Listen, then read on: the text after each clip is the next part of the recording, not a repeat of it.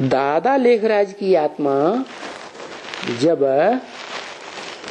वेदवाणी चलाने वाला ब्रह्मा साबित होता है तो वही आत्मा परा प्रकृति और अपरा प्रकृति माने धरणी, क्या धरणी को धारण करता है। धरणी के दो रूप हैं,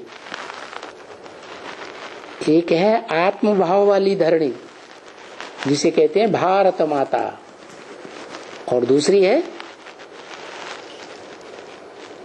देह भाव वाली देह अहंकारियों की धरणी, विदेशी धरणी, विदेशों की, विदेशी धर्म पिताओं की, जहां विदेशियों का प्रभाव ज्यादा है, विदेशी धर्म पिताओं को फॉलो करने वालों का प्रभाव ज्यादा है।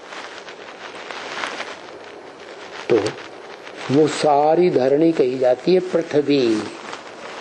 पृथ्वी का अर्थ ही है पृथिव्यात, फैलती है, विस्तार को पाती है, उसको कहते हैं। कब विस्तार को पाती है? जैसे कन्या है, हल्की फुल्की पतली होती है, फिर उसमें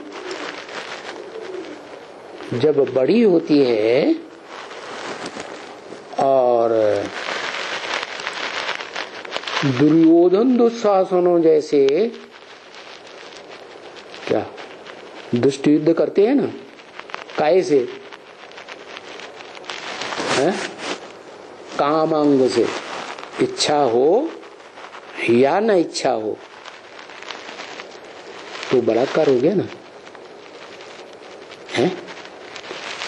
और वो दुष्ट युद्ध करने वाले पुरुष चाहे इब्राहिम हो, चाहे बुद्ध हो, चाहे क्राइस्ट हो, चाहे उनके संसर्ग संपर्क में आने वाले ऋषि मुनि क्यों न हुए हों 2500 वर्ष पहले जिन्होंने शास्त्र लिखे,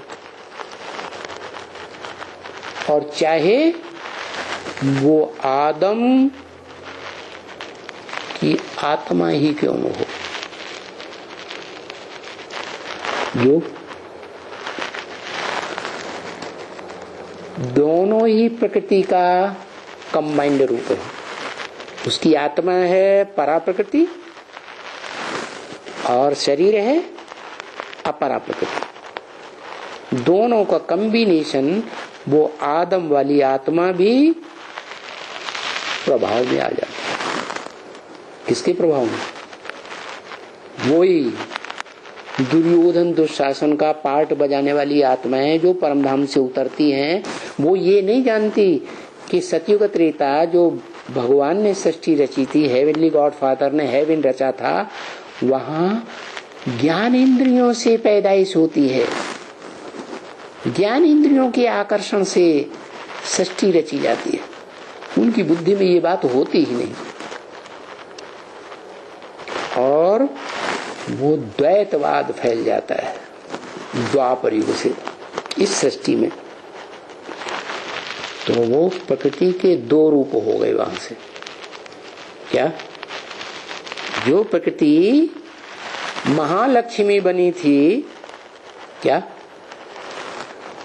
महाकाली और महागौरी के रूप में जो प्रकृति सृष्टि के आदि में महालक्ष्मी बनती है, वो ही प्रकृति जब सुख की दुनिया स्वर्ग 2500 वर्ष की समाप्त होती है, तो उस समय वो प्रकृति दो रूपों में बट जाती है। क्या? सृष्टि के आदि काल में सतयुग में जो अपरा प्रकृति देह भाव वाली थी, वो परा प्रकृति के कंट्रोल में थी। नहीं समझ में आया? माने देव आत्माएं आत्मिक स्थिति में रहते थे और देह का प्रभाव उनके ऊपर नहीं होता। देह के अंगों का, कर्मेंद्रियों का तो प्रभाव बिल्कुल ही नहीं होता।